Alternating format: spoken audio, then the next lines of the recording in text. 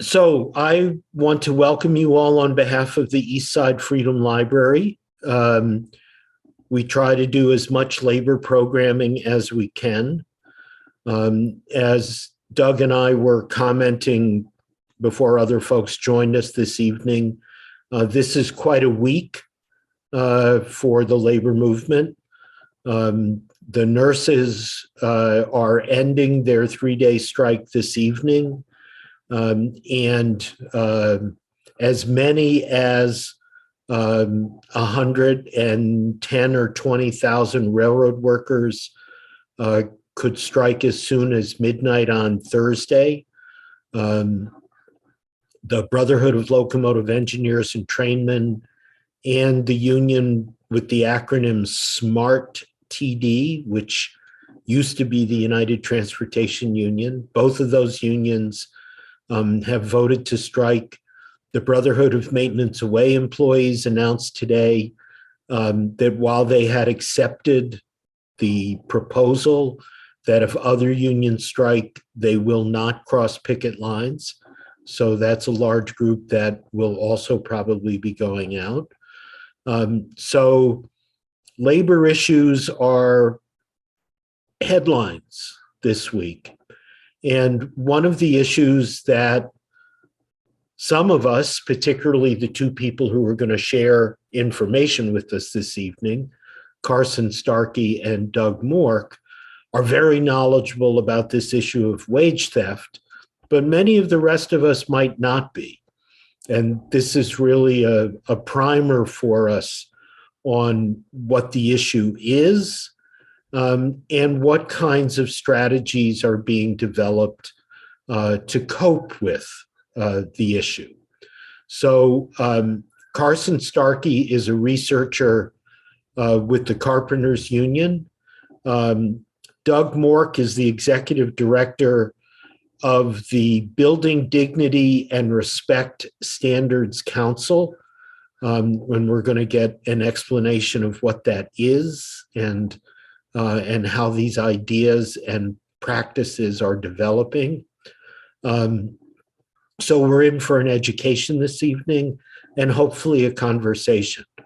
So I'm going to start by turning the microphone over to Carson to tell us about what's going on with the Carpenters Union and with their allies, in particularly immigrant organizations. Carson. Thank you. So I am unfamiliar with everybody here, but I appreciate your all's time and willingness to show up. Feel free to spread the word and talk more about this after we conclude here tonight. So I've been a staff member at the Carpenters Union for about 4.5 years now. I came back to Minnesota in 2016 after I graduated from law school, and have been working for unions ever since. So the Carpenters partner with organizations like Building Dignity and Respect. Another one that's prominent and has gotten more prominent in the past 2 or 3 years, I think, CTUL, CTUL, that's an acronym in Spanish. But Building Dignity and Respect and CTUL organize workers in ways that otherwise, I think, practically speaking, the Carpenters Union has a hard time doing. A lot of the work we do kind of runs up against a barrier when workers, particularly undocumented workers, they can join, right? Non-citizens or undocumented folks, of course, can join unions, but the problem becomes a lot of times that if they're undocumented, they don't qualify for unemployment insurance, right? They're concerned about that. So it's a legitimate problem, is that if they lack advocacy, if they lack someone, fighting for them outside of the sort of the formal union structure, who can that be, right? Because otherwise, in the construction industry across the country, you have you have a lot of developers and general contractors and subcontractors who exploit immigrant workers a lot. They steal their wages. They send them onto job sites with little or no safety equipment or safety training. They oftentimes don't have workers' compensation insurance, and that's a problem, right? That undercuts the ability of law-abiding contractors to do business.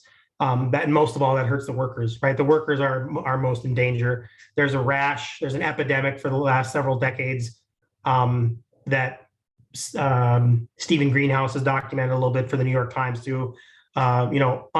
Extraordinarily high death rates among Spanish-speaking men, Latino men in their 20s because of this problem, right? Because of exploitation and wage theft in the construction industry. So we believe it's in our best interest to partner with groups like Building Dignity, Respect, and Say Tool, because if we can't be there for those workers, ideally, that's always the best solution, I would say, is to organize and join labor unions. But if that's not happening, then we need to find someone who can and help them. And those are the alternatives, right? That's we're don't let progress be the enemy of perfection. So, or don't let perfection be the enemy of progress. So that's why it's important to have these partnerships with ally organizations. I think we can start off by sort of describing the experience of, and Doug will get to this more. I tried to recruit workers to be here tonight. Unfortunately, too many of them had chaotic schedules and were working late. So our apologies for that. But anyway, I think it's probably useful to start out by speaking to the experience of immigrant workers. And Peter, I'll just jump right into the presentation here. So we can cover sort of a broad explanation about wage theft. I'll share my screen now that I realize that.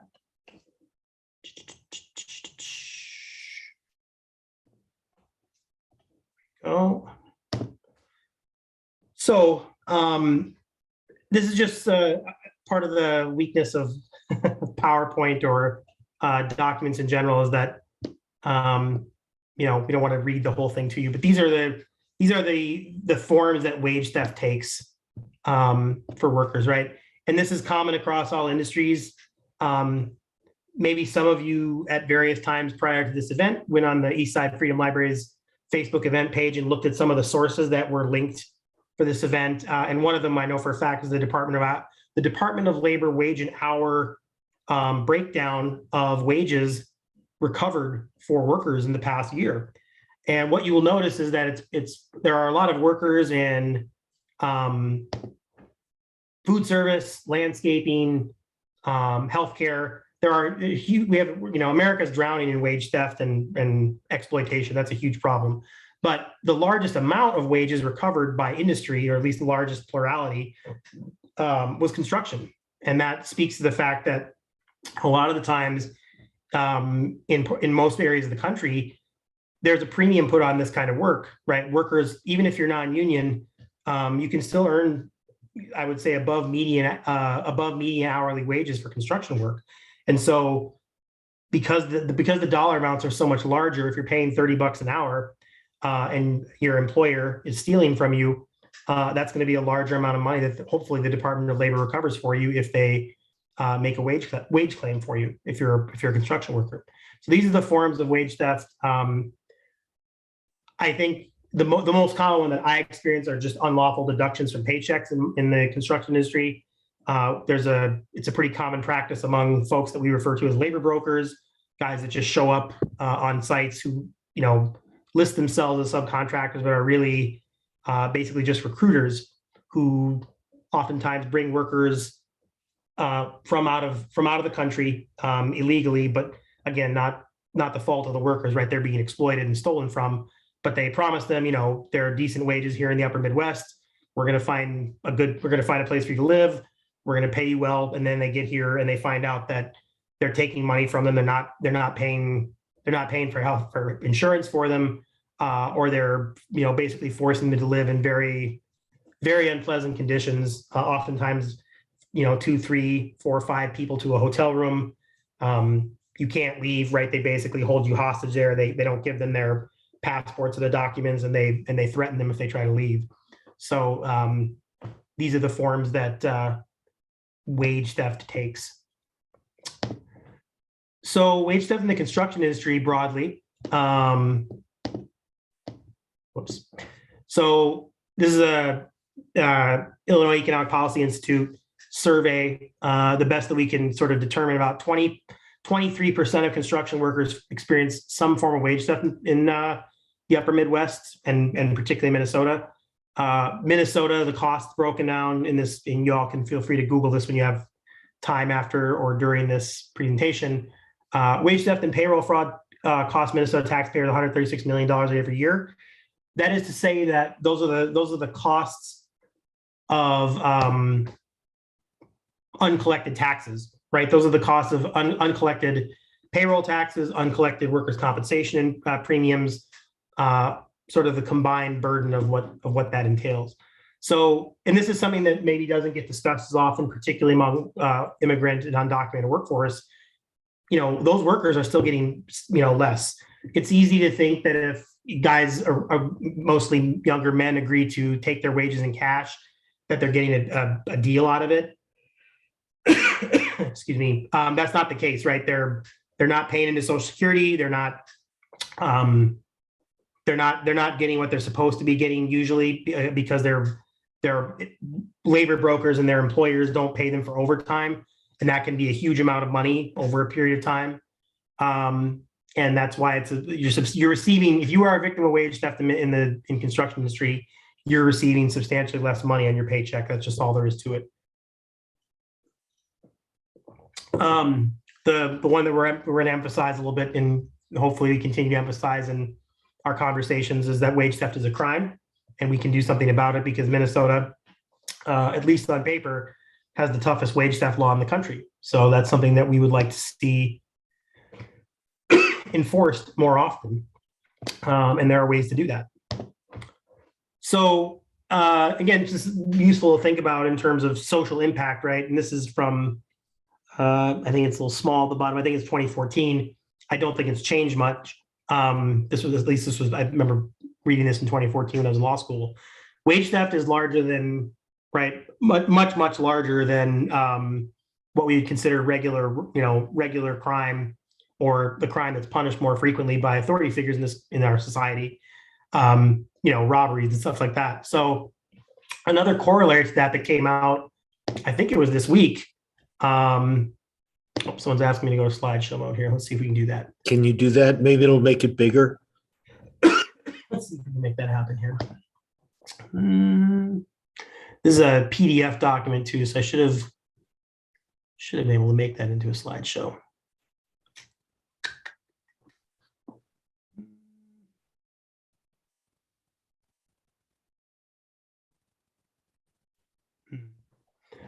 Speaks to my comfort with technology, since I do mostly writing and not enough graphic design.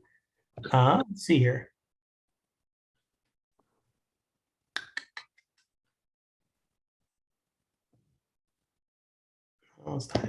Well, we can come back. I apologize, but we'll come back to that. Maybe I can zoom in a little bit. Anyway, the corollary to this, that wage theft is much larger than regular sort of theft or robberies, is something that made its rounds. You can Google it after I say this. Workers' compensation fraud is a much bigger problem among employers, right? So workers' compensation premium fraud, where employers are not paying workers' compensation on their employees, is a much larger dollar amount, about $25 billion compared to $9 million annually, especially in the construction industry. This is way more common in the construction industry, where you have widespread misclassification, or just employers refusing to pay for workers' compensation insurance and putting workers at risk. So again, perspective is important. So who's paying the price for this wage theft? Workers, disproportionately people of color, workers of color, taxpayers and government, in the forms of lost revenue, and high road businesses, or businesses that play by the rules. So this is something that comes up in our conversations a lot with developers and general contractors.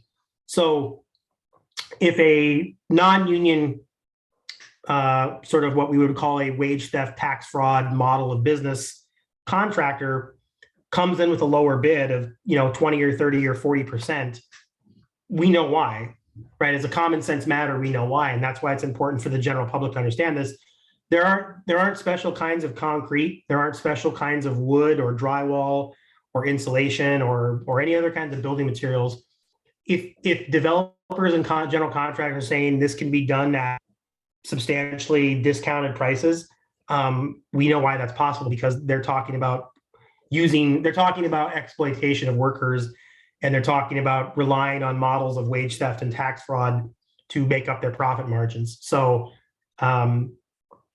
those are those are things you're going to hear us talk about when we, particularly with the carpenters unions in public forums like city council or sort of in front of government officials.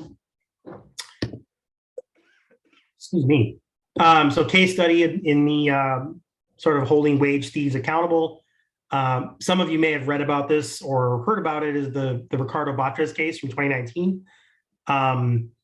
Mike Freeman, who's retiring, successfully prosecuted Ricardo Batres, what we refer to as a labor broker, for his exploitation of workers, threatening to call ICE on them, withholding wages illegally, not paying insurance premiums on it. They put him away for about a year in Hennepin County Jail for labor trafficking,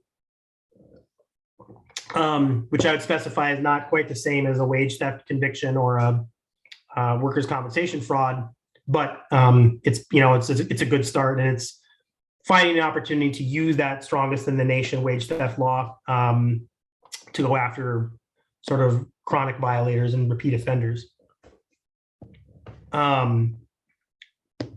So here we have the strongest wage theft law in the nation. What can we do, right? We have to find different tools at the municipal level.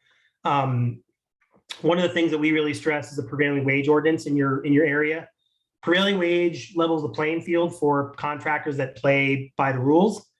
They ensure that workers are treated well, and it doesn't mean that it doesn't mean that there's a law forcing cities to use union contractors. It just so happens that as a matter of practice, most places that pay area standard or prevailing wages are union contractors, right? So that's why prevailing wage basically is an anti-wage theft mechanism. It prevents sort of low road contractors from exploiting workers in that way. Monitoring, the carpenter union does a lot of this. We do a lot of job checks. We do our best to ensure that workers are being treated well. Organizations like SATOOL and Building Dignity and Respect are a part of that as well. Doug will talk more about what they're doing to get developers to buy into this. One of the real problems that we encounter in our line of work is trying to find evidence of worker mistreatment. And a lot of times that boils down to general contractors not allowing us on sites, calling the cops whenever our business agents for the union show up and try to talk to workers, accusing us of trespassing when there are all kinds of other crimes happening on those jobs, like wage theft and tax fraud and insurance fraud. So you have property owners and developers and contractors using the police to prevent investigation of the crimes that are happening in ways that benefit them materially, that help them profit. And in the process of monitoring these job sites, providing evidence to municipal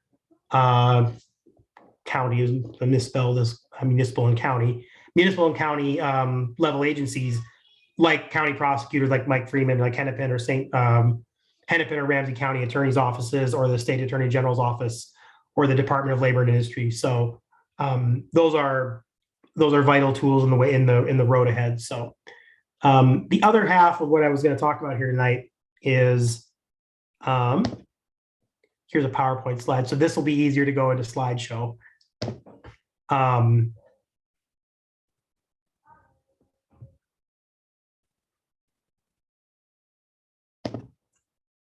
Go in.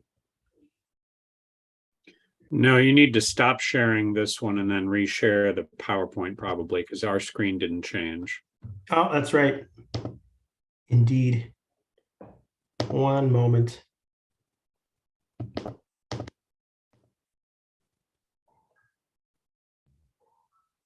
Stop sharing. And then we go back to this. Again, we should all become more familiar with with our technology.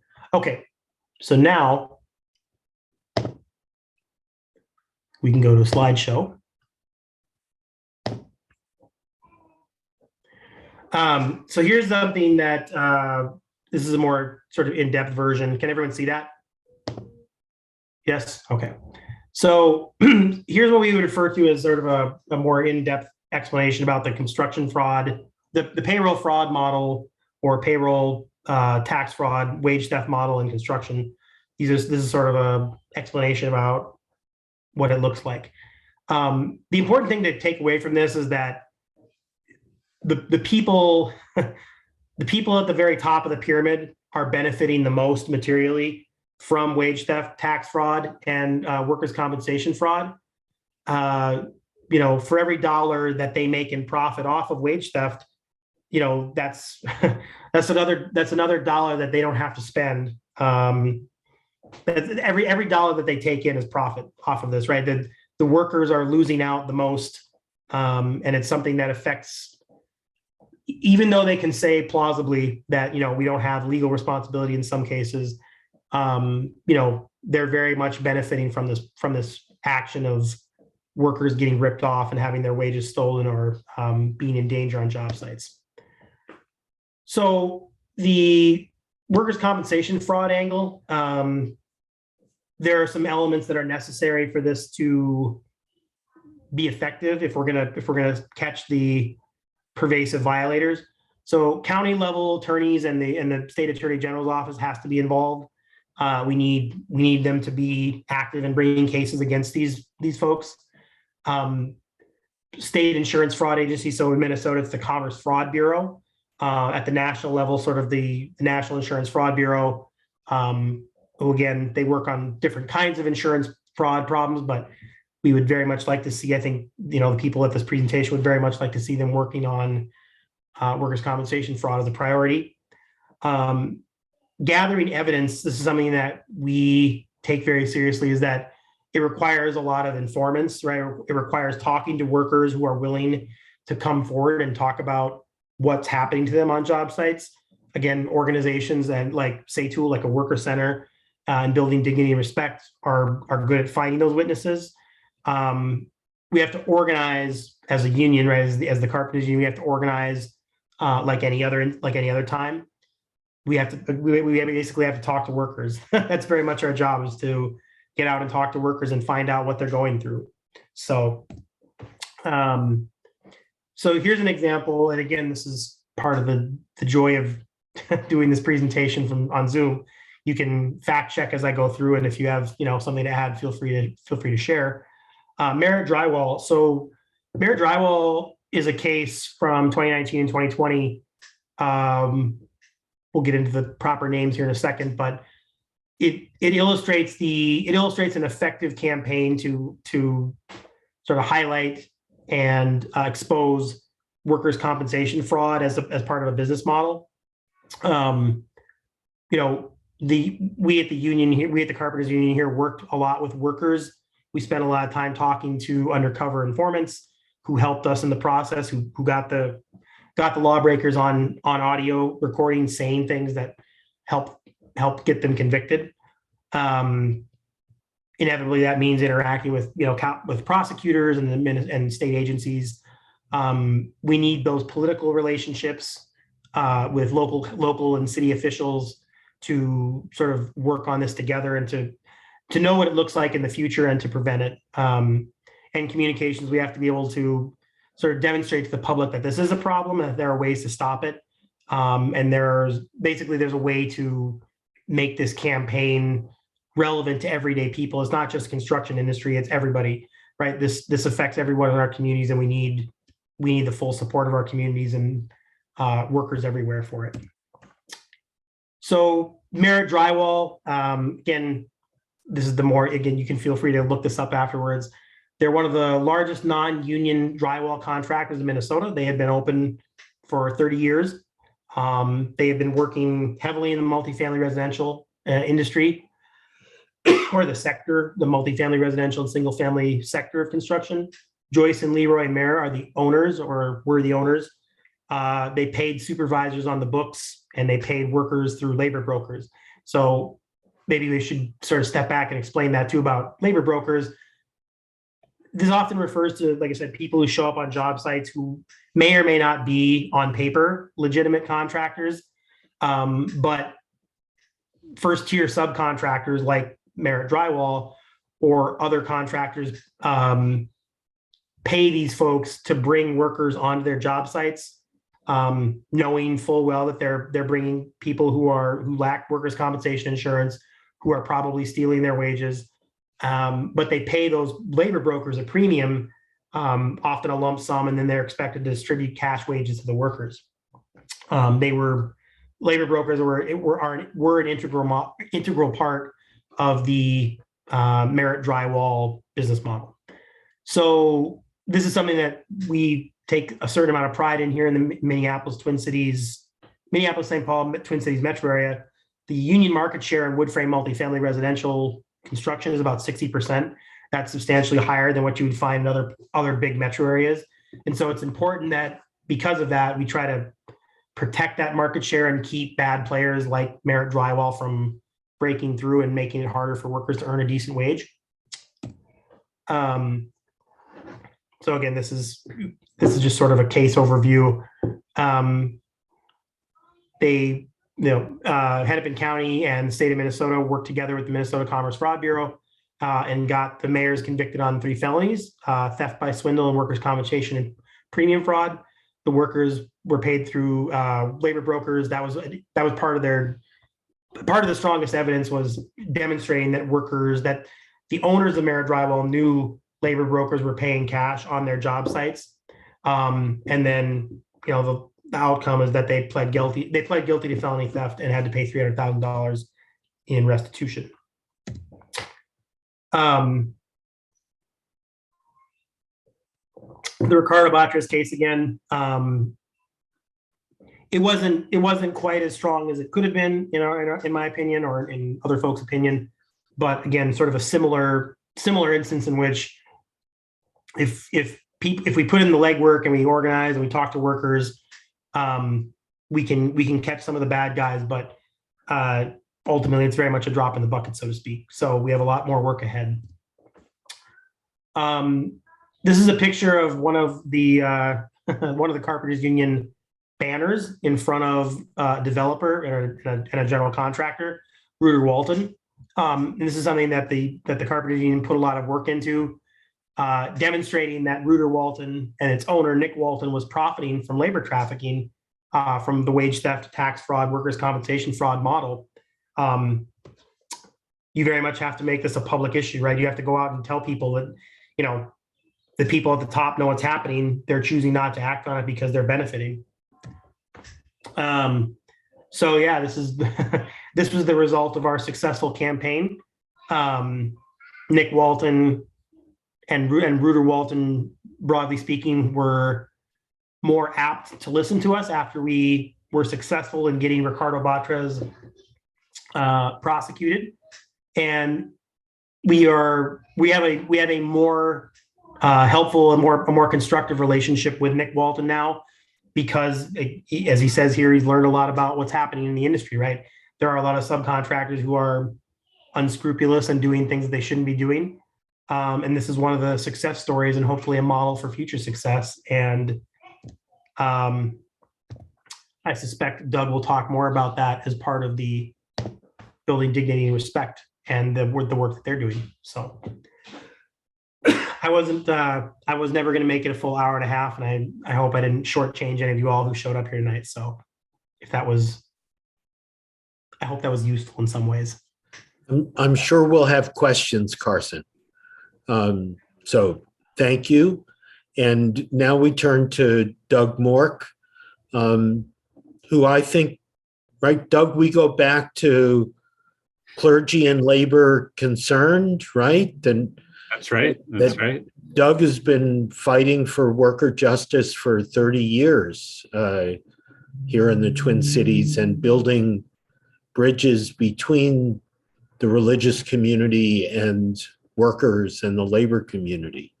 So, Doug, you want to tell us about your organization? Again, the Building Dignity and Respect Standards Council. Sure. Please. Yeah, love to. Thanks. And yeah, a pleasure. Fun to be with you, Peter. And again, yeah, my history really goes back in a lot of ways to the P9 strike and to being a student at Carleton in the mid 80s. And like so many, getting sort of attached at some point to Paul Wellstone, getting sent ultimately after graduation, then into the Deep South, where I worked as an organizer in the garment industry for many years in Mississippi and other parts of the Southeast. But yeah, so let me do just add a couple things, just again around this sort of wage theft framework, and then talk a little bit specifically, a little bit more around this construction context and around our program, which is really on the how do you fight it end of things, specifically for construction. In this case, though, honestly, the model that we're using, something called worker-driven social responsibility, is a model that's been used very successfully in other parts of the economy. That's really, we're borrowing it from agriculture, and we are busily thinking with partners across the country around how this model plays a role in other sectors. It's being used to high effectiveness in Bangladesh in textiles and in Lesotho in textile mills. And again, we'll sort of circle back to that. But as you heard from Carson, again, wage theft, which in some ways is a term that was crafted by one of my mentors, Kim Bobo, when the director of the National Interfaith Committee for Worker Justice, when I was on her board, she released a book called Wage Theft. This is probably 15 years ago or so, or thereabouts, and really begin to try to pull together these various strains. Not to say the word has never been used, but it was prior to that, but it certainly wasn't in common parlance. And really trying to kind of brand this whole set of practices that are around depriving workers of wages they deserve, right? And calling it theft and really naming it. And there've been, there's been a lot of interesting work in the last 15 or 20 years then, on ways to fight it. There's been new initiatives within the Department of Labor nationally and locally. You heard from Carson a pretty nice kind of explanation of these different forms, right? It is certainly not unique to construction, right? We work closely, allies over at Rock in restaurant organizing. They've had some very high profile cases lately in the restaurant industry of, again, often in the form of the ways tips are divided, or real commonly the overtime issue. And again, this was not true in the restaurant case, but in my experience, going back sort of 30 years of working with workers, particularly workers who come from another context, right? Immigrant workers, especially, doesn't matter. Again, it's not a documentation issue, but it's just simply somebody coming from another legal context. Employers say, this is how it works, right? You don't get overtime because we're paying you this much, or overtime doesn't apply to this industry, or there's all kinds of stuff, and so there's enormous numbers. We 25 years ago, there was a huge effort in partnership with again with both the Hotel and Restaurant Employees Union and the Bakers Union, really, to kind of bring this. We were seeing it in restaurants and all over the cities, and we did a lot of sit downs, did a lot of other things to try to call attention to the ways, particularly kind of back of the house folks were being treated. So again, wage theft takes many, many forms. You may have experienced it, right? It is not uncommon, and it really takes that full range of just simply not getting paid for days that you worked, right? Somebody messing with the schedule or hours, to overtime, to not paying the contributions you are deserved, whether it's in some kind of a benefit plan or in a workers' compensation plan or whatever it might be, basically breaking that promise, right, that's been made to you, that in exchange for your labor, you will be compensated in this way. And so, again, we are seeing that all over.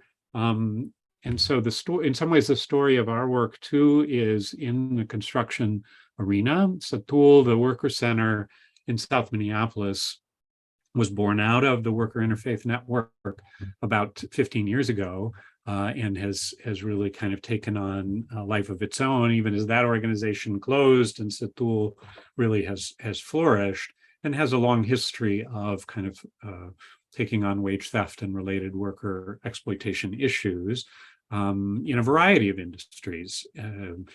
Most recently, starting several years ago, really began to talk with Twin Cities construction workers, non-union construction workers, BIPOC construction workers in particular.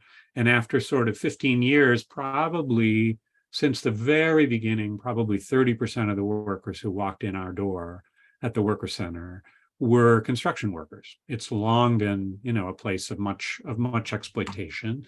And a lot of the ways in which they've responded. Satul, like other worker centers, works very hard to move beyond a sort of individual case by case or legal kind of framework of fixing, one issue at a time, really pushing towards organizing and towards group action. But in many ways in construction, it still felt too case by case, right? It really was one contractor at a time, one group of workers going after a contractor or a wage theft incident and pursuing it with much success and much money recovered. And yet it felt like whack-a-mole, right? It was just simply one contractor was perhaps put out of business and they popped up a week later under a new LLC name, doing the same thing again with probably a new group of workers. And so really several years ago now, the construction team at Satul, a group of workers and staff, began to ask the question, how could we more meaningfully take on wage theft in this industry? Sort of phase one, in some ways of that, was a deeper partnership with the city of Minneapolis, which has a wage theft division. And really a unit was created within Satul that works kind of day in and day out on education in partnership with the city of Minneapolis. It's kind of a co-enforcement model. But again, it still felt like sort of a drop in the bucket. And there was a searching for a model that would be about how could we transform the industry? How could we change on a much larger scale? Workers at Satul who had experiences with sisters and brothers at the Coalition of Immokalee Workers in Florida, took a trip to Immokalee and began to look at what they had done in the tomato fields of Florida over the last 10 years, where they, after a long process, very much parallel to what Satul had been experiencing here, workers who had been fighting trafficking and modern day slavery and all kinds of things happening in the tomato fields and taking on sort of farm by farm, began to ask, how do we change the whole industry? Right. And they really built over the next many years this thing called the kind of worker-driven social responsibility model. In the case of Florida, it's known as the Fair Food Program. And really the key question for them was, in the context in which we live, in a context in which growers in Florida are able to kind of break the law with very few consequences, right? There's not nearly the level of government enforcement resources, the kinds of things that could perhaps take this on. How could we, as a private organization, right, actually change the industry? And who has the power and who's profiting, right? And so the real question was, how do we make those who are profiting the most and who have the most power in the supply chain directly responsible for workers at the bottom? Because what McDonald's, right, just to pick an example of one of those companies at the top of the supply chain, what McDonald's would say is we don't employ tomato growers, right? They don't work for us. They don't even work for like our direct subcontractor. Why we just buy tomatoes? And so this was really an effort to try to say, how could we take that supply chain and sort of turn it on its head a little bit and actually make folks at the top responsible for the treatment of workers at the bottom. And so workers built a code of conduct for the industry. How should workers get treated? And an almost 10-year campaign was conducted against the major buyers like McDonald's and Taco Bell. You might remember the Taco Bell boycott of a few years ago. You might have noticed the Wendy's boycott underway right now. That's the Fair Food Program. And and beginning 11 or 12 years ago, really broke the industry finally after 7 or 8 years of resistance to the model, really broke it loose and signed the first growers. And now really it's been up and running for 10 years. And all the major fast food companies, most of the major grocery store chains, hell, Walmart, have signed into the Fair Food Program, a company that in a lot of other ways we still don't have much fondness for. But again, as we look at, and they've done incredible data work in the fields these last 10 years, remarkable transformation. So really workers here that went and kind of shadowed and studied that model, brought it back, and said, all right, we're going to try to take that model and build it in construction. And at the top of the chain in construction are developers, right? And developers, perhaps we could talk about finance even above developers, but that sort of felt like a harder step to go in terms of getting a handle on it. So really the kind of the level that was chosen was developers. What if workers built a code of conduct and developers signed an agreement with the Fair Foods, with the Building Dignity and Respect Standards Council, right? So Satul first had to build a monitoring and kind of standards holding organization in partnership with the building trades and other allies. Over the course of several years, we built what is my organization, the Building Dignity and Respect Standards Council. And we sort of hold that worker developed code of conduct, and then have built out kind of the auditing tools, 24/7 worker complaint line, a set of education tools, and have begun to hire auditors and investigators. And really the ask of a developer is, you, developer, sign an agreement with BDC that says all the contractors up and down your project will abide by the Building Dignity and Respect Program's code of conduct, right? This code of conduct that's been developed by workers, frankly, 90% of which is simply the law. There are places where it goes beyond the law, but a lot of it is just what's required already.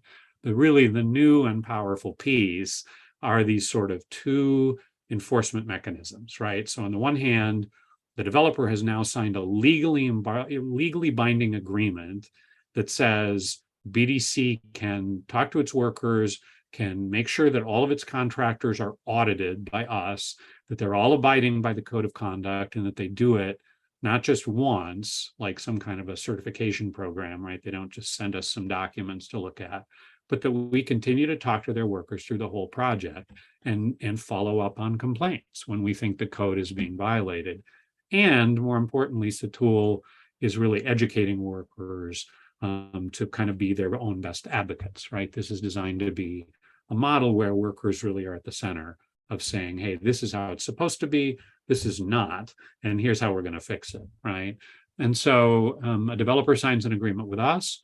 We audit the contractors coming into the program. They know when they bid on the project that they're going to have to abide by the code. And the code, as you might imagine, is built to take on some of the core issues that Carson was talking about, in this sort of exploitation model, right?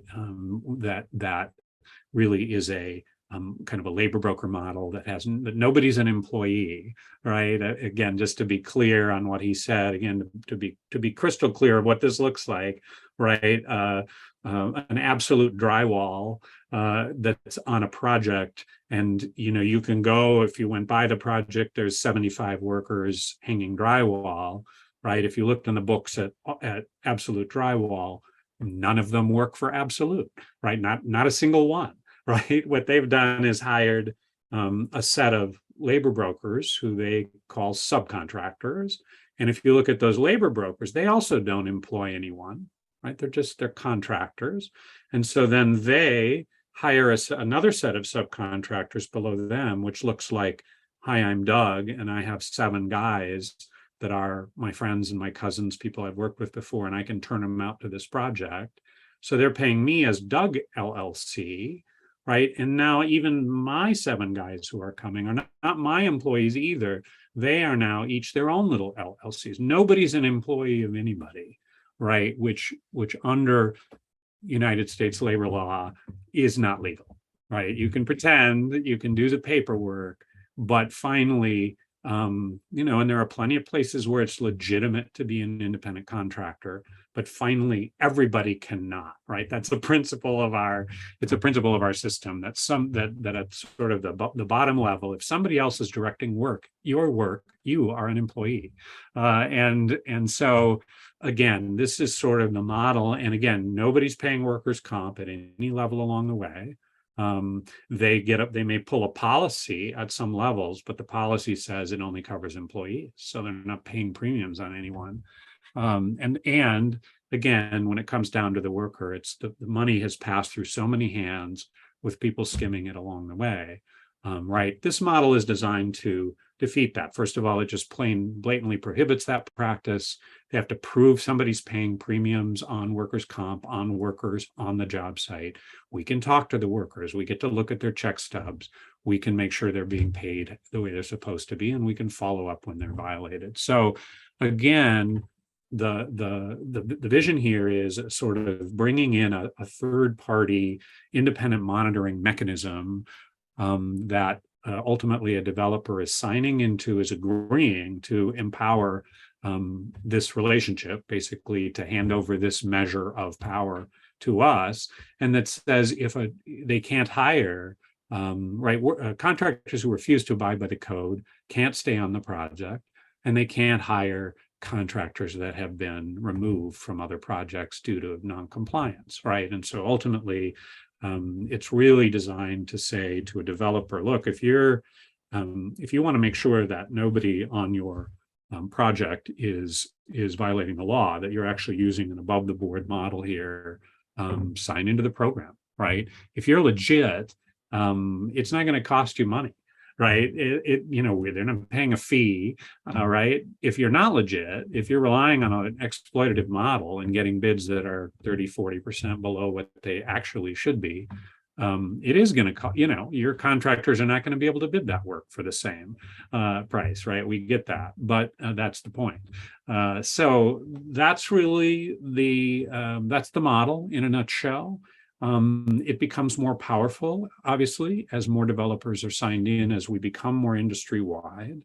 There is a union exclusion, or exclusion, if exclusion is not the right word, there is a way in which the agreement itself acknowledges that if a contractor has is a signatory to and has a CBA, has a collective bargaining agreement, right? They meet all of the requirements of the code of conduct, and they have an independent monitoring, worker education, and complaint resolution mechanism, right, which are three critical pieces. And so really this is targeting those parts of the industry where the abuse is happening without we're trying to be careful not to layer on, for those developers doing the right thing, not to layer on additional requirements and costs that somehow make it still, less competitive in that sense. So that's kind of in a nutshell. As you might imagine, the most difficult piece, of course, is signing a developer, right? Developers are not overly excited about this, about signing into something that's going to put an end to these practices if they're a developer that has used these practices, right? So the first three that are at the center of the Satul campaign, the march and a variety of public things that have been happening the last couple months, Yellow Tree, which uses this kind of a model all over the place, United Properties, which is one of the biggest developers in the Twin Cities, right, owned by heavily controlled by the family that owns the Twins, a big deal developer.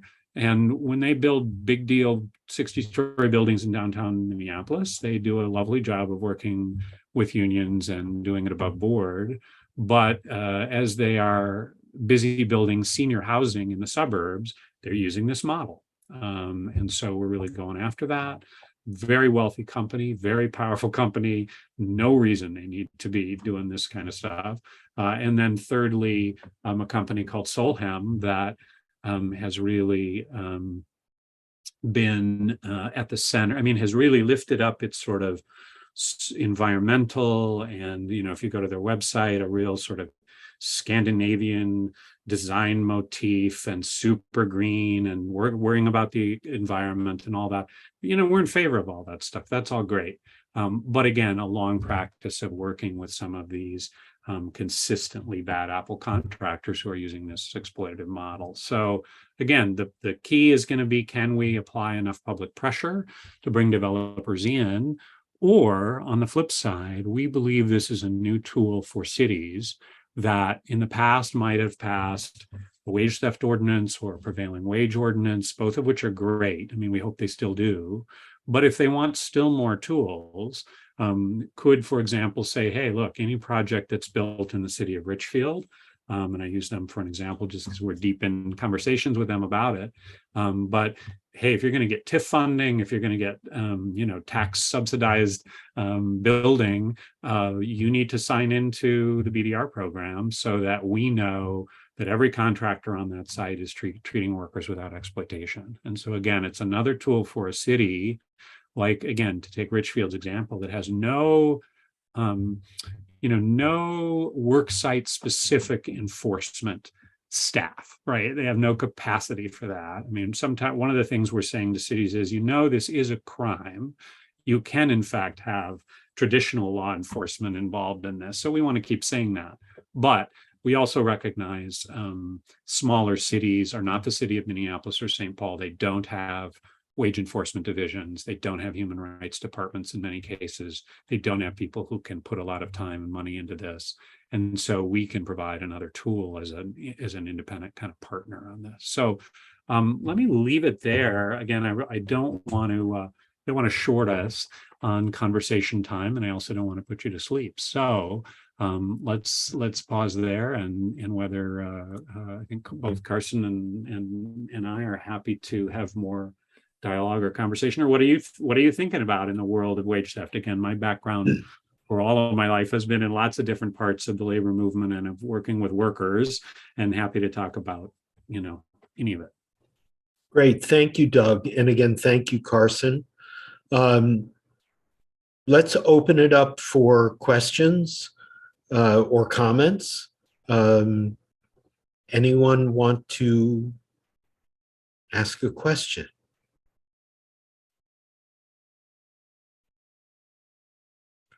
Alana, please.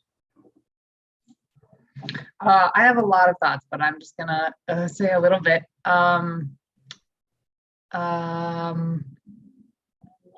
Doug's organization sounds really cool, but it also sounds like it reaches out to a certain caliber of projects that are over $200,000 or something, something in the much bigger realm. And in my experience with wage theft and also misclassification is like the first entry point is always construction. And part of that is maybe logically that 30% of the problem is in construction. So that's where people are trying to address it. But also it feels like the only one trying to address it is the construction industry. So I'm just going to leave those comments there and see if you have any response. Doug? Sure. Yeah. Sure. Two things I'd say. And then Carson, add in. I do think, again, we work with a whole coalition of BDC along with Satul, work with a whole coalition of organizations that are part of this sort of co-enforcement work with the city of Minneapolis, all of which are kind of working on wage theft, and in that context also bump into a lot of other organizations. So I really do see some broad-based work happening, and some trying to think about, another place that this is happening is around things like earned sick and safe time, right? That too is wage theft if you're not getting it, right? Because there's an ordinance in the city of Minneapolis, right? And so it can be, there's all kinds of different ways this shows up. But so I'm not sure if I understand exactly what you're saying, but if one of the points is, who else in what other parts of the economy are working on this. I am encouraged by what some other folks are doing, and certainly just simply from my time in labor, it is certainly something that we were working on. Most recently, I was the organizing director for the UFCW. We were certainly working on it across some big sectors of retail, and both with our own members and in the sort of traditional organizing ways, but also in much more non-traditional ways, because unions really, at least the unions I've worked for and worked with, are working closely to try to be much more of a voice for workers who maybe even aren't organizing in any traditional ways, right? Worker centers across the country. So I was the interim executive director of Interfaith Worker Justice in Chicago in 2019. We related to about 25 worker centers across the country. Wage theft in many ways is sort of the bread and butter of a lot of these worker centers, whether they're ethnic specific worker centers like the Filipino Worker Center in Los Angeles, whether they're industry specific, whether they're some kind of sector or cross-sector organizing. Wage theft is a piece of it. The other thing, though, I want to say that really was, I think, really helpful in your comment that I missed completely. I think both the carpenters and, or more broadly, the building trades unions, and frankly, our model struggle to figure out how to get a handle on the real small scale stuff, right? So in some ways, a lot of the abuse that we hear from the member base at Satul is happening in residential construction, single family home stuff. And trying to figure out how to apply the BDR model even to single family construction. It is not, other than in places like the deep suburbs where it might be like a Lennar home project, that's easy to imagine how we might do it. Again, the context, there's other reasons why that seems hard that have to do with power and location and all of those. But if we think about, let's say, single family homes in the city of Minneapolis, the best we can tell, the research we've done says there aren't like 5 big players doing most of it, right? It's super fragmented. And you move into remodeling, and now you're really talking about homeowner-driven stuff, right? And so trying to figure out, how do we get a viable complaint mechanism? How do we investigate stuff? How do we enforce? How do we have teeth, in an agreement? Who signs the agreement, right? Are we trying to sign individual homeowners into an agreement? What does that look like? So we dream about these things a lot, and we spend a lot of time thinking about how down the road, what would this look like in other ways, or maybe, ordinance ways or other. We definitely have some ideas bouncing around, but so far, you're right. Our program is focused on, I would say, multifamily housing under the places where we're seeing the most abuse in, let's just take Minneapolis. Multifamily housing sort of between 7 stories and under, so it's wood frame. Bigger than that, and it's often poured form concrete. That stuff tends to be heavily union and pretty good employment. It's the smaller stuff, so it's the 3, 4, 5 stories. It's stuff from 20 units to 150 units. That's the stuff where we see kind of some of this abusive model being practiced, and that's where, at least for now, that's kind of where we're focused. Carson, anything you want to add to that? Yeah, so I sympathize with that observation though too. I'll use the tsunami. I'll use another drowning analogy. We're drowning in every part of the country of small-time grifters and con artists who rely on ferocious racism and exploitation and theft, and it is everywhere. Whenever I'm just going to use this example from the last week or so of my life experience. Whenever I drive by a house with 4 or 5 people, 25 to 30 feet in the air, wearing baseball caps, no eye protection, no helmets, and not having any fall protection and no ladders, my heart breaks. Like that homeowner is a bad person. I'm going to be blunt. Like that homeowner is a bad person. When you drive, if you are across, and I lived when I was in the Army for 4.5 years, when people would pull into parking lots and ask people who spoke Spanish to get in their trucks and go do landscaping and construction work for them, that's gross. That's immoral, and that's wrong.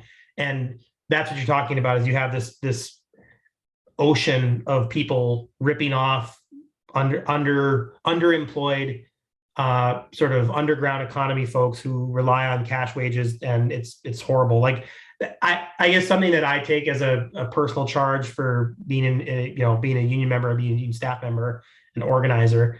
It is so crucial to for regular people to understand that labor unions are their vessels for fairness at work, right? And not just building trades, but every kind of labor union, a restaurant, whether you're in a hospital, a restaurant, wherever you find yourself, a factory, whatever. We need to be organizing people into labor unions as much as possible. And I know that's not a perfect answer because unfortunately people are still going to continue to do roofing jobs. Young men are going to continue to do roofing jobs with no safety equipment, cash wages, no wages, getting ripped off and getting exploited, and they're going to keep injuring themselves without having a way to pay for medical bills. So your comment is legitimate, and it's a real problem. So I wish I had a good answer too, but I don't. And the problem is that we have to keep working to organize more people into labor unions.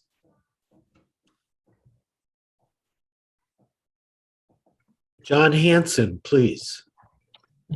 My experiences with wage theft were when I was naive, when I was young. And I think of all these franchise food organizations, now coffee shops, a lot of these places, especially, during the times when the persons that are going to school have enough time that they can work a lot. And then the boss asks them to work extra hours, and it happens to be 48 hours that week, or even more. That's where I experienced wage theft.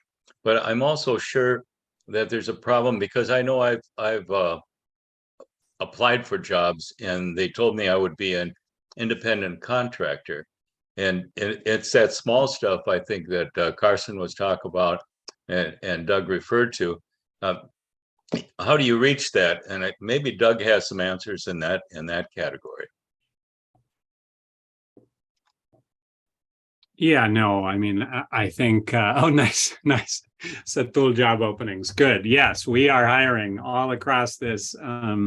For me, again, my start was in I don't want to use traditional. My start was in labor, was for a union. And it was a union that was really trying to reinvent organizing in the South. Amalgamated Clothing and Textile Workers Union in the late 80s was really serious about in the South, was really serious about trying to, they could see their death coming, and that workers were suffering like crazy. And so we were building institutions to try to fight plant closings that would roll into a town and take on, there were all kinds of things going on, but certainly we were trying to figure that out. But I quickly, following those years and what was very, very good work and learned a great deal, I was super excited once I was back in Minnesota and began to bump into the worker center movement at just really, again, the sort of non-traditional, the creativity, in many cases coming from within labor itself, but not always, right? Also coming from all kinds of other sectors and just folks who came with incredible gumption and courage from, whatever country and whatever hell they'd lived through, who said there's got to be a way we can, by organizing, take this on in industries that, again, there wasn't an easy path to unionization in its traditional form. Sometimes sooner or later they could get there, but sometimes not. But really willing to say, here's the problem. What do we need to build to take it on? All right, what are new ways of organizing? What are new ways of getting workers together? What are new ways of empowering workers to be making these decisions? And I think, one of the things I did when I was at UFCW here, we had a member who was a high school teacher. And so every year I got to go spend a day in the history classroom in Blaine Senior High talking about labor. And nobody knew anything about, unions really. But one of the things I would sort of do, John, was at some point say, all right, I'd tell sort of the story you just told, right? I've been working in this grocery store or this fast food place for 2 years, and the boss decides I need these extra hours. And what can they do that? How does this work? What's that? Or they say, oh, my niece came and needs a job. I'm going to have to let you go. Can they do that? Just trying to play that, because I do think many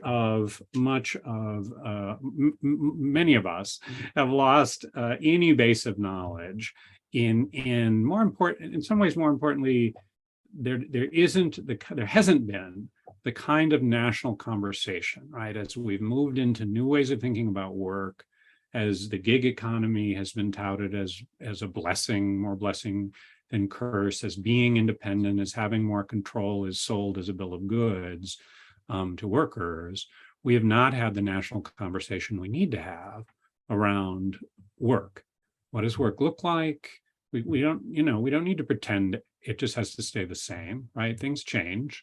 What does that mean, right? What does it mean today for work? Obviously, people are starting to have these conversations now, but it is one of the things that keeps me up at night, is this sort of failure to just have the larger conversation around what are the reasonable expectations of work, what's appropriate, how should people be treated. What does it mean to be in an employment relationship? What does it mean if I'm not? What does it mean, if I'm going to be an independent contractor, what rights should I have? How could I organize? What are those things? So enough, but I guess that's what I would say. Thank you. A Alana? Just a follow-up question. Yes, go ahead, John. How are worker centers funded? Great question. And I would say, like other parts of the left and the Black Lives movements, a variety of things happening. Everybody, worker centers too, are asking a lot of questions toward the future around how can we sort of break loose from traditional philanthropy? How can we become, how do we build power? So in the case of Satul, a big chunk of money comes from, and again, I don't work for Satul, so please hear that. They're deep partners. They built my organization. We are in deep partnership. But my organization is funded from private donors, a limited amount of that, and philanthropy, McKnight, others, right? So same is true for Satul. There's a significant donor base, both small and large donors, and a big percentage of funds that comes from philanthropy. There's some co-enforcement money that comes from, that comes through cities and municipalities. Labor has been a funding partner in a lot of worker centers, a big significant funding partner in a lot of worker centers, including here. So there's mixed, but I think everybody is trying to think about also the ways in which philanthropy's fickleness can, you end up following them around based on what they're interested in funding, and it doesn't feel very faithful. Alana, you wanted to ask something else or say something else, please? Yeah, that was a good answer about funding, and a good question. I have a question. I mostly come from like an artist and live events sort of background. So we have a lot of misclassification, and also we're totally off everyone's radar. But my question relates to, if you have a contract that is breached in a financial way, is that included in your definition of wage theft, especially if it's a contract that's pretty small and therefore not financially sort of feasible to small claims court it back into your hands? It can be. I think it's just without offering any specific advice, it can be. That requires some details about what it would involve. But yeah, if it's just somebody basically refusing to pay you what you were expected to pay, yeah, that's one alternative route. I joke a lot about my interactions with the administrative state, which is mostly combat with the administrative state, trying to force the consumer protection finance bureaus or consumer protection agencies, Department of Labor and Industry. Yeah, it's worth a shot. If I were a regular person, I would be looking for ways to harm evildoers by filing administrative actions and a wage theft claim by saying that this person stole money from me and failed to pay me. That's worth a shot. And from the worker center side, I'd say absolutely. I don't think we, in my limited one-person experience, right? at least here and in the worker centers I know best, I don't know that we've ever had a lot of that, but we would certainly, yeah, absolutely, that falls in our definition. Any kind of a breach, I mean, that's really what we think about. It's really the same way I'm thinking about a breach of a, a contractor who's been told they're going to get paid, this amount, or, and they're not given the money. It's a breach of contract in my mind, whether it's on paper or not. And so absolutely. And I would say, the worker centers, depending on where they are and what their experience has been, there's a lot of different strategies but a lot of them that recognize that these are often smaller claims that, you can't like just afford to go hire a lawyer and pursue it through, right? It's just too expensive. And so, the strategies of showing up with 10 extra people at the door, the strategies of the kind of classic fill somebody's restaurant with clergy all ordering a glass of wine and sitting for an hour and a half, brings attention, whatever it might be. But yeah, absolutely. I think of that just alongside everything else, even an official breach of contract is certainly wage theft. Yeah. So I want to ask a kind of different kind of question. And that is, at the Eastside Freedom Library, we try to think of ourselves as being at the intersection of immigrant experiences and immigrant activism and the labor movement, and how to operate at this intersection. And I wonder, what's happening inside the carpenters union, let's say, or other building trades unions, in terms of how rank and file members are looking at an issue like this and looking at the people who are victimized by the kind of practices that you've laid out. And I can understand how tempting it would be to present a self-interested perspective, that if there are developers who are able to hire workers below scale, those workers who have been making scale are at risk of not being able to have steady work. And so how do the conversations go beyond that self-interest and towards a kind of class solidarity as a way of looking at these issues?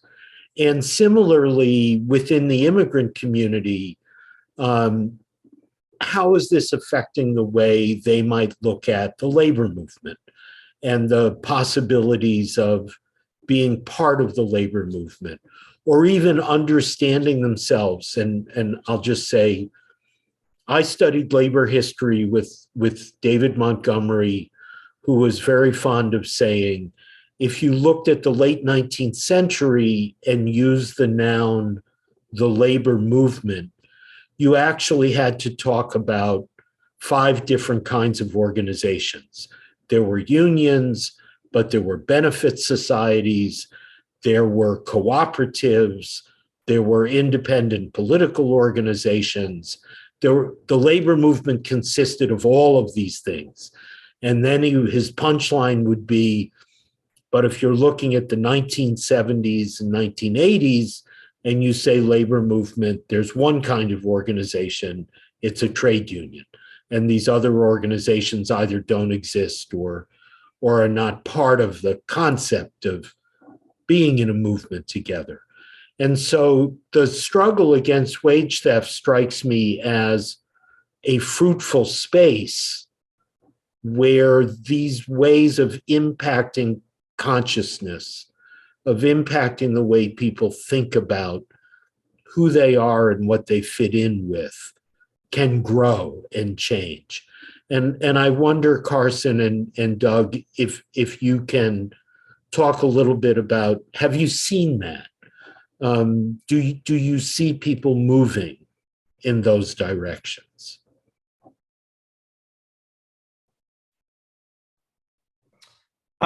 Yes, but I would like to see more of it. I would like to see more members, more workers in general talking about that. I think what we talk about for members, what members talk about and what members tell each other, what they talk about with each other, and they talk about with me.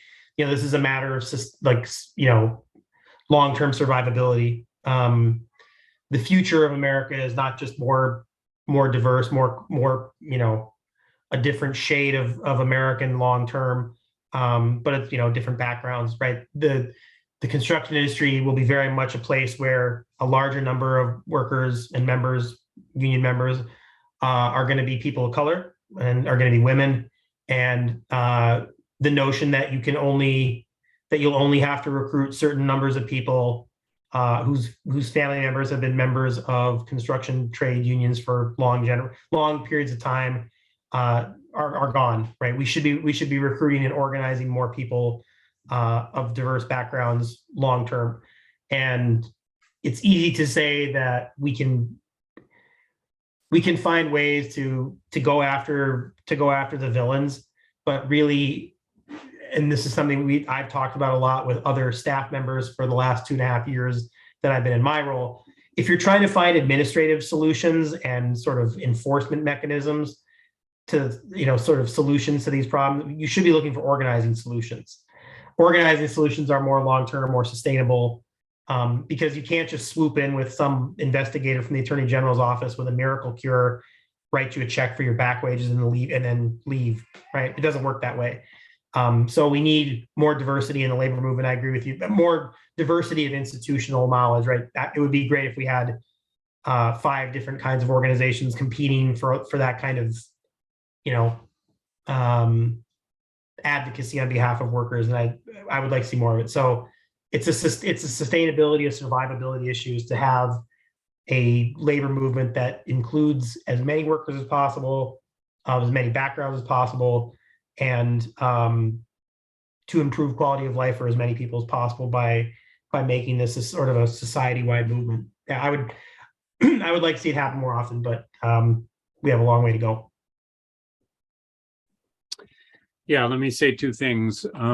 One, I think you're spot on, Peter, that it is an issue that wage theft has been a really robust and helpful frame and tool for this conversation and for connecting people who have sort of tended to imagine the world in a bit of an us-them way, right?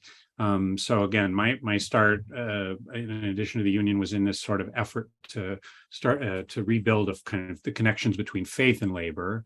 And we started in the Twin Cities, what was first called the Twin Cities Religion Labor Network and later called the Worker Interfaith Network. It's the organization that gave birth to Satul. And we found, we tried a lot of different models over the years and tried many different things, but wage theft issues and just this kind of really direct, kind of clear violation of a worker's rights that everybody could kind of see and make sense out of.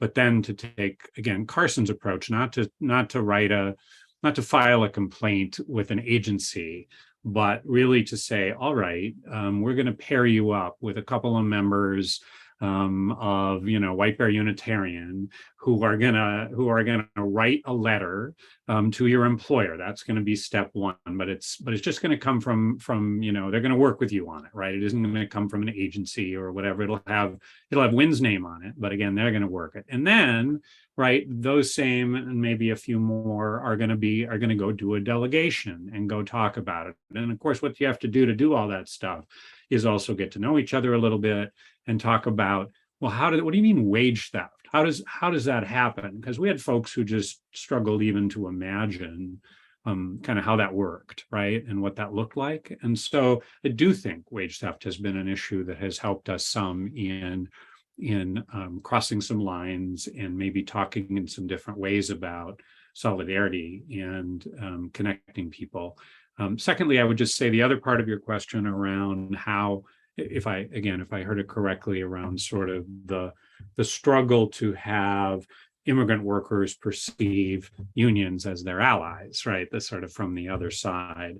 That's absolutely real. But depending on what countries they came from or come from and what their experiences have been, I would say we run into workers all across the spectrum. Some who cannot stop talking about how powerful the unions were in their own countries, or again, how well a union that they bumped into in Houston or where, I mean, probably not Houston, but somewhere else, how helpful. Others who really like, look, they don't want us. They see us as the enemy. We're undermining their work.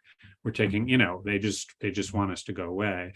And so people are in, all different places. And so Satul does, I think, a really nice job of really trying to, be honest about that conversation, be in deep partnership with the building trades and put people into the same spaces, right? And the building trades have more and more, faithfully shown up at actions and rallies and events hither and yon, and we're trying to do some of the same, right? And bring our folks out when the building trades have an action or a conflict, and really just try to build that kind of one step at a time. But it is, it is absolutely a challenge. And the history of the last, obviously, 30 years, I feel like we're in a very different place today than when I started in 87.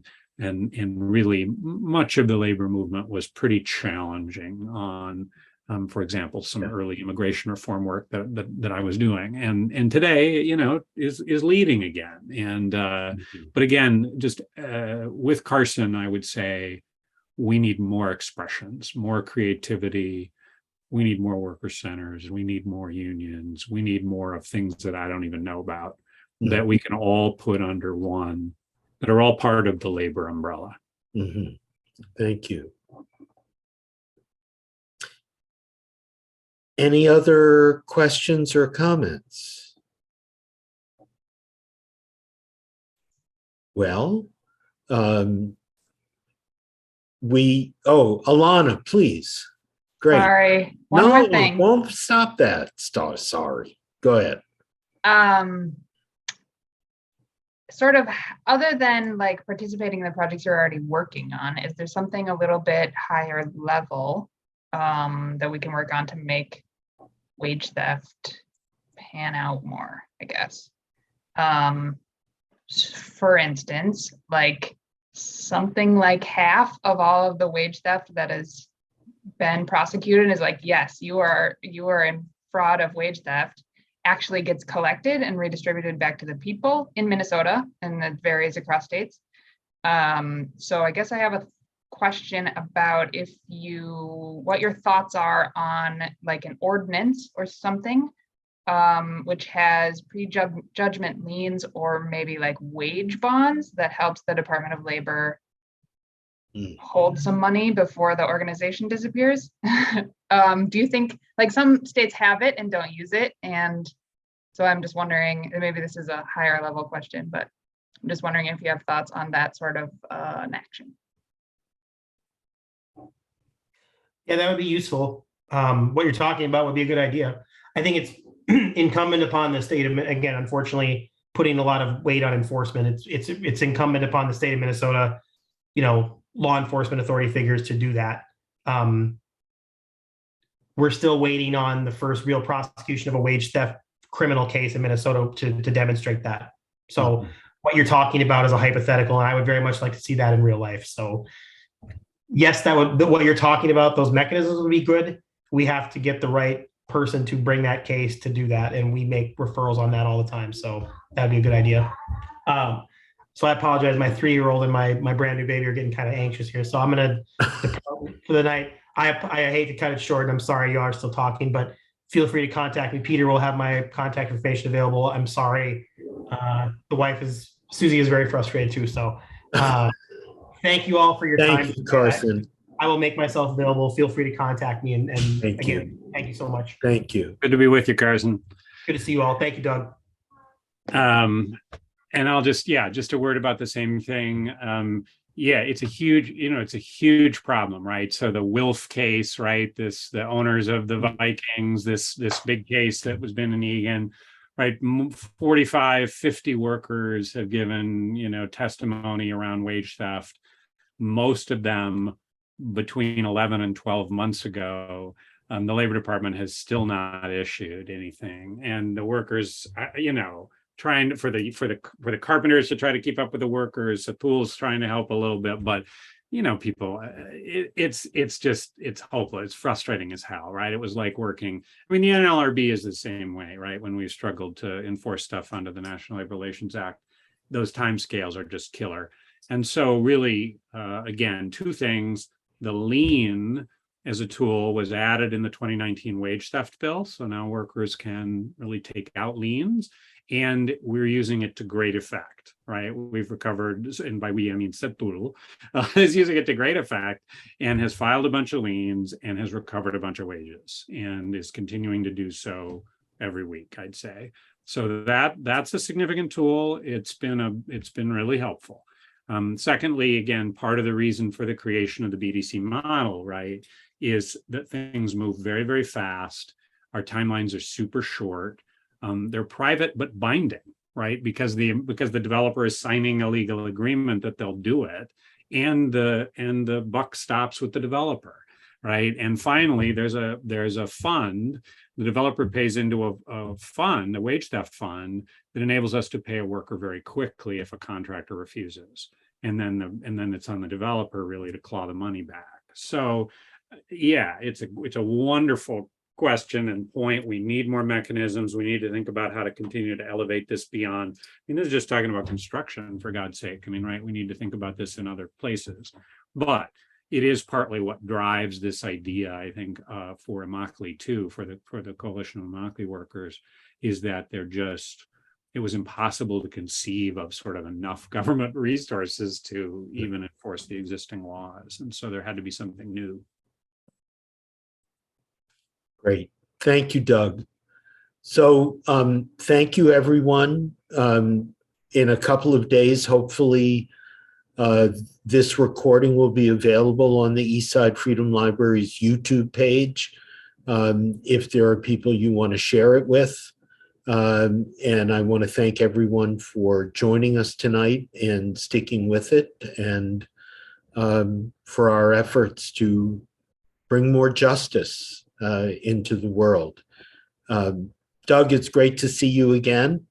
Likewise. Yeah. Likewise, and thanks so much. Thanks for your interest and time, folks. And anyway, feel free to reach out any way I can be helpful. We're super interested, and we really see ourselves part of a movement here, and try to be supportive where we can.